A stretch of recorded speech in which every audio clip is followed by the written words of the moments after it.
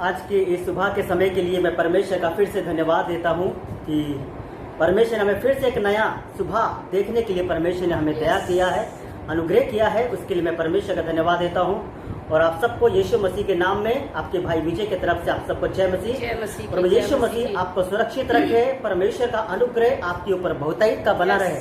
और मुझे पूरा विश्वास है कि आप परमेश्वर की उपस्थिति में बने हैं, परमेश्वर के वचनों में चल रहे हैं, परमेश्वर का आत्मा आपके जीवन में है। और मैं विश्वास करता हूँ कि परमेश्वर आने वाले दिनों में परमेश्वर आपको इस्तेमाल करेगा, आपको आशीषित करेगा, आपको अनंत करेगा। हालेलुया। और आपके जीवन में बहुतायत की आशीष देगा। हालेलुया। तो अभी ये समय है कि हम परमेश्वर के वचन को सुने। वचन सुनने से पहले आइए मेरे प्रियो हम प्रार्थना करें।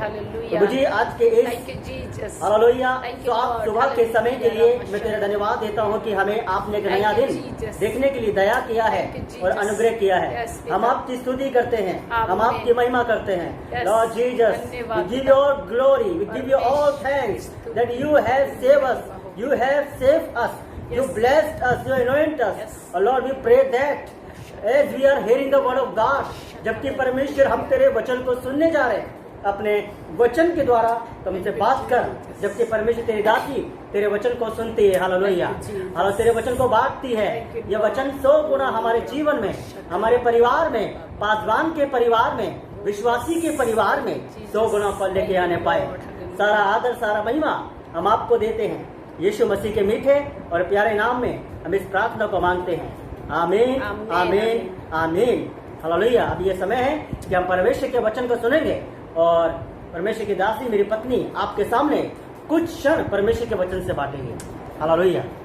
हालेलुया। Praise the Lord. जय मसीह की। आज की सुबह परमेश्वर ने आपको और मुझे एक नया दिन दिखाया है और उसकी करुणा में हर दिन बाइबल कहती है, यशाया में लिखा है 54 के 10 में लिखा है, पहाड़ टल जाए, पृथ्वी टल जाए, लेकिन मेरी करुणा तो ऊपर से कभी नहीं हटेगी। और उसकी करुणा में हम जी रहे हैं, उसकी करुणा में हर दिन को देख रहे हैं। और ये कोई बड़ी बात नहीं है। मसीह लोग तो दुख में और परेशानी में और क्लेश में वो उनको परमेश्वर हमेशा एक दृढ़ और एक पक्का कर चुका है। क्योंकि इब्रानियों कहता है कि हम दुख उठाते उठाते, मुसीबत उठाते उठाते हम एक पक्के लोग हो चुके हैं। और आज इस जीवित वचन के द्वारा परमेश्वर आप लोगों से बात करे। यह छोटा सा विषय है कि अपने जीवन से प्रभु को प्रकट करो, मसीह यीशु को प्रकट करो। मैं फिर कहना चाहती हूँ कि अपने जीवन से अपने परमेश्वर को, अपने प्रभु को, अपने यीशु को प्रकट करो। हालेलुया। मैं एक बात में बताना चाहती हूँ, यहाँ जीवित वचन लिखा है और हम बाइबल के जीवित वचन से देखेंगे। 2 कुरिन्थियों 1 अध्याय और पद उसमें इस प्रकार से 10 पद में लिखा हुआ है। अगर हम 9 पद को पढ़ें तब आप थोड़ा सा और भी समझेंगे कि पौलुस ने कुरिन्थियों को अपने जीवन का हाल सुनाया और अपने बारे में बताया। और 9 पद में इस प्रकार से लिखा है, वरन हमने अपने मन में ये समझ लिया था कि हम पर मृत्यु की आज्ञा हो चुकी है, ताकि हम अपना भरोसा ना रखें, वरन परमेश्वर जो मरे हुए को जिलाता है, उसी ने हमें मृत्यु के ऐसे बड़े संकट से हमें बचाएगा और बचाएगा। और उस पर हमारी ये आशा कि आगे को भी बचाता रहेगा। हालेलुया। पौलुस यहाँ पर जिस प्रकार से परमेश्वर का जीवित वचन हमें बता रहा है कि जब हमारे अंदर खुद का ये भरोसा और खुद का ये निर्णय हो जाता है कि हम मौत के हाथ में जा चुके हैं, हम वायरस के हाथ में जा चुके हैं, हम प्रॉब्लम के हाथ में जा चुके हैं, तब बाइबल हमें क्या बताती है? बाइबल हमें हमारा जीवित विश्वास बताता है कि हम मसीह यीशु में जो मर गए थे अब जिंदा हैं। पौलुस ने अपने जीवन को बताया कि जब वो सेवा कर रहा था, वो मिनिस्ट्री कर रहा था, वो बड़े बड़े सफर कर रहा था, वो जो कुछ भी दुख उठा रहा था, उसको ये चीज देखने से बाहर आया कि उसने अपने जीवन काल के बारे में बताया कि मुझे जिस तरह का जीवन देखने को मिलता है, मुझे उसके ऊपर मृत्यु ही दिखती है। उसके ऊपर मुझे केवल एक ही आशा दिखती है कि आज और कल मैं मर जाऊंगा।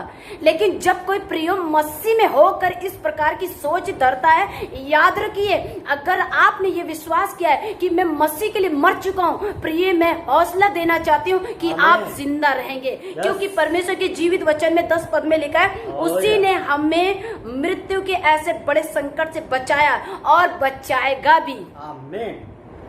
इस समय आप डरे ना, इस समय बाहर की परिस्थितियों को ना देखें। परमेश्वर का वचन बड़ा है, वायरस से बड़ा है। परमेश्वर का वचन आपकी प्रॉब्लम से बड़ा है। परमेश्वर का वचन जीवन है, परमेश्वर का वचन डाल है। बाइबल हमें ऐसा बताती है। अगर आप परमेश्वर के वचन को अपने जीवन में रखकर और बाहरी रूप से प्रकट कर रहे हैं, तो बाइबल कहती है कोई भी हमें मृत्यु की आज्ञा हमारे ऊपर नहीं दे सकता है। उसी प्रकार से एक वचन और है, क्योंकि बाइबल में जब मैं इस वचन को पढ़ रही थी तो मुझे बड़ा अच्छा लगा और परमेश्वर की महिमा में करना चाहती हूँ कि 2 कुरिन्थियों 4 अध्याय उसके 10 आयत को भी मैं पढ़ना चाहती हूँ कि यीशु की मृत्यु को अपनी देह में हर समय लिए फिरते हैं, कि यीशु का जीवन हमारी बॉडी में प्रकट हो जाए। आमीन। अगर आप सावधानी से इस वचन को पढ़ें तो बाइबल हमें कह रही है कि यीशु की जो मौत है हम अपनी बॉडी के अंदर लेकर हर जगह फिरते रहते हैं। और मैं आपको बताना चाहती हूँ, जो लोग यीशु मसीह के बलिदान पे विश्वास करते हैं वो अगर रोड पे मार्गों में चलते हैं तो जिस तरह यीशु मसीह, बाइबल कहती है मृत्यु को अपने ऊपर आने दिया, लेकिन बाइबल कहती है मृत्यु उसके ऊपर प्रभाव नहीं डाल सकी, क्योंकि हम मसीह यीशु में जब हम यीशु को पहन लेते हैं, हम यीशु को अपने जीवन में ले लेते हैं, तब क्या होता है, हम यीशु की मौत को अपने अंदर रखते हैं। और उसी प्रकार से फिर हम देखते हैं कि बाइबल हमें बताती है कि हम संसार के लिए मर चुके हैं। हम संसार के लिए मर चुके हैं। हम तो उसी दिन मर चुके थे जिस दिन बपतिस्मा ले लिया था। हमने क्या प्रॉमिस नहीं किया था कि हम यीशु के लिए मरेंगे, यीशु के लिए जिएंगे। और जब यीशु मसीह की मृत्यु की देह हम जगह जगह लिए फिरते हैं, ये एक महान आज्ञा है कि हम यीशु के लिए मर जाएं। लेकिन प्रियो, जब हम ऐसा करने लगते हैं तो बाइबल हमें क्या कहती है, जीवन हम पे प्रभाव डालता है। Yes Lord. जीवन हम पे प्रभाव डालता है। इसलिए बाइबल कहती है, फिलिपियों में लिखा है, जीना मसीह के लिए, मर जाना लाभ है। आमीन। जीवित रहना मसीह के लिए, मर जाना लाभ है। बाइबल हमें कहती है मर जाना किस लिए लाभ है, क्योंकि आपको पता मरने के बाद कोई काम नहीं होता है, मरने के बाद कुछ भी नहीं है। लेकिन जीवित रहना है तो हम सुसमाचार को सुनाएंगे, हम प्रभु की सेवा करेंगे, हम परमेश्वर की तारीफ करेंगे, परमेश्वर का आगे प्लान को पूरा करेंगे, परमेश्वर की योजना को पूरा करेंगे।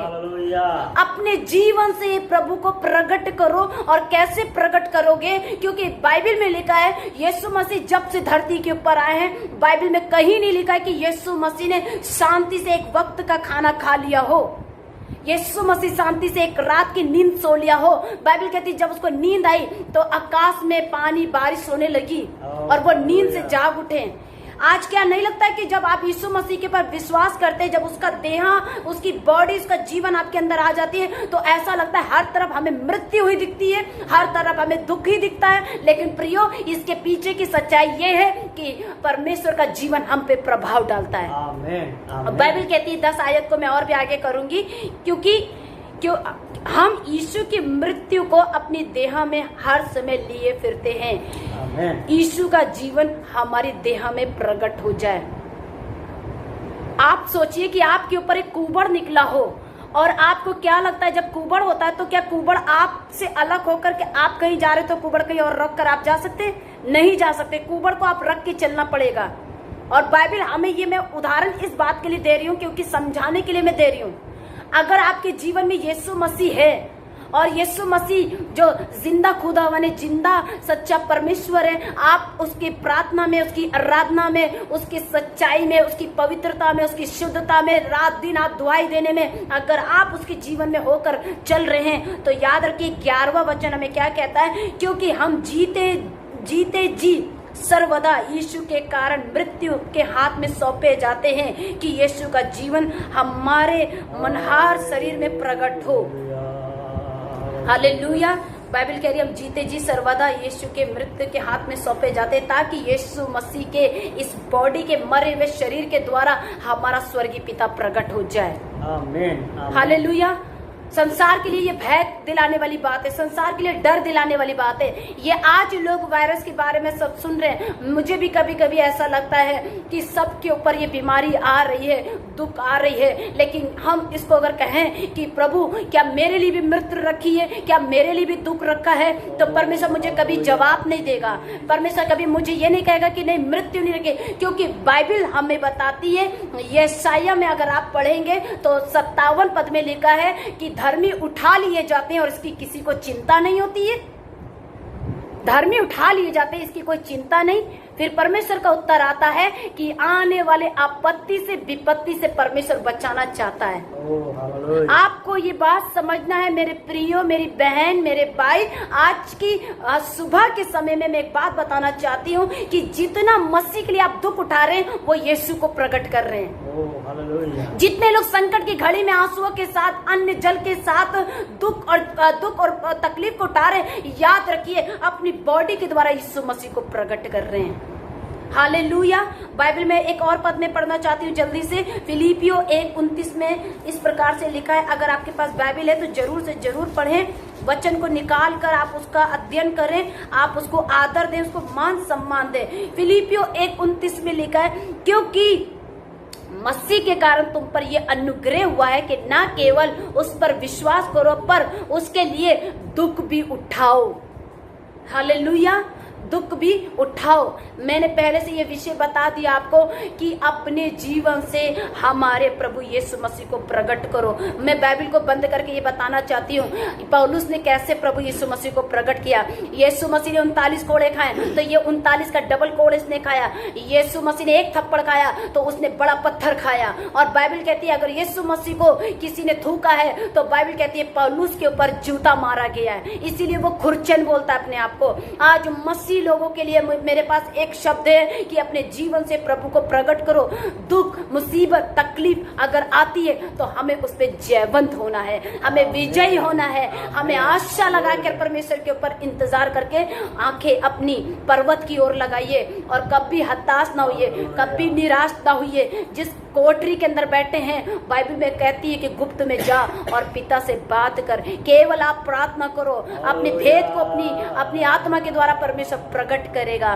प्रियो, मैं आज के छोटे से संदेश के द्वारा बताना चाहती हूँ कि दुख, तकलीफ, मृत्यु, संकट, भूखमरी, क्लेश, चाहे फाइनेंस का, कोई भी पैसे का, धन का भी क्यों ना प्रॉब्लम हो, ये सब हमारे बॉडी से प्रकट करता है प्रभु यीशु मसीह हमारे जीवन में है।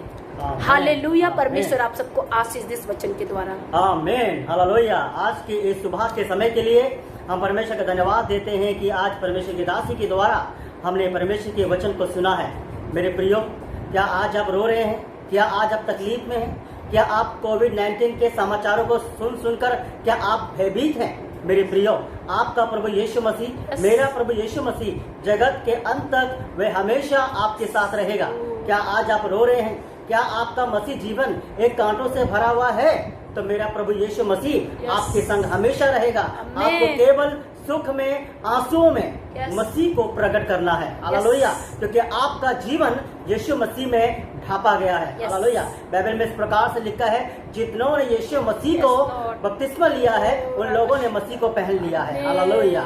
चाहे तकलीफ आए, चाहे परेशानी आए, चाहे दुख आए, हमें क्रूस उठाकर मसीह की सेवा को पूरा करना है। हालेलुया।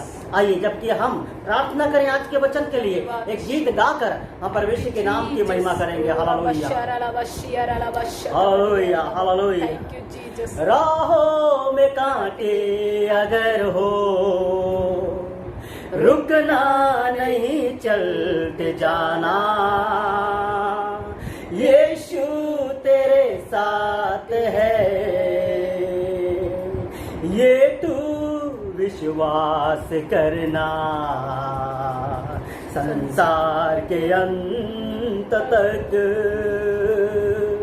वो तेरे साथ है, वो तेरे साथ है। गर मौत का डर सताए तुझे, सूली पर तू गौर कर। गर मौत का डर सताए तुझे, सूली पर तू गौर कर, यीशु ने मौत को जीत लिया है, उस पर तू विश्वास कर। राहों में कांटे अगर हो, रुकना नहीं चलते जाना, यीशु तेरे साथ है, ये तू विश्वास करना। संसार के अंत तक वो तेरे साथ है, वो तेरे साथ है, वो तेरे साथ है, वो सबके साथ है। आइए अपने हाथों को उठाएं और प्रार्थना करें। और मुझे आज के इस सुबह के समय के लिए मैं तेरा धन्यवाद देता हूँ, आज के वचन के लिए मैं तेरा धन्यवाद देता हूँ। हालेलुया। आज का मनन का विषय यही है, अपने जीवन के द्वारा यीशु मसीह को प्रकट करो। हालेलुया। तो वही कई बार जब हम आज के सुसमाचारों को सुनते आ रहे हैं, न्यूज़ में, समाचार पत्रों में नाना प्रकार के अंधकार के समाचार को सुनते हुए आ रहे हैं, तो मुझे ऐसे समय में हमें अपना मसीहत को प्रकट करना है, हमें प्रार्थना करना बंद नहीं करना है, हमें वचन पढ़ना बंद नहीं करना है, हमें उपवास करना बंद नहीं करना है, चाहे अंधकार कितना भी बड़ा फैल जाए। हालेलुया। हमें यीशु मसीह का क्रूस उठाना है। हालेलुया। और अपने जीवन से शैतान के सामने, हालेलुया, शैतान के सामने खड़े होकर कहना है कि मसीह मेरे अंदर है। हालेलुया। मृत्यु तेरी जय कहाँ रही। हालेलुया। ऐसा हम घोषणा कर सकते हैं। हमें कौन मसीह के प्रेम से अलग कर सकता है। हालेलुया। तो वो तेरी स्तुति करते हैं, तेरे नाम की महिमा करते हैं। प्रभु आज के वचन के द्वारा मैं हर भाई हर बहन के लिए प्रार्थना करता हूँ जो इस समय आंसू में है, जो इस समय बीमारी में है, जो इस समय अकेले हैं, जो इस समय इलाज करने के लिए उनके पास में धन नहीं, यीशु मसीह के सामर्थ्य नाम में लॉर्ड आपका मिरेकल्स होने पाए in the name of Jesus. प्रभु जो इस समय तेरे इस वचन को सुन रहे हैं, परमेश्वर तेरा चमत्कार उनके जीवन में होने पाए, तेरा धन्यवाद देते हैं। ये प्रार्थना यीशु मसीह के मीठे और प्यारे नाम में मांगते हैं। आमीन आमीन आमीन। प्रभु आज के वचन के द्वारा आप सबको बहुतायत की आशीष देने पाए। आप सबको जय मसीह।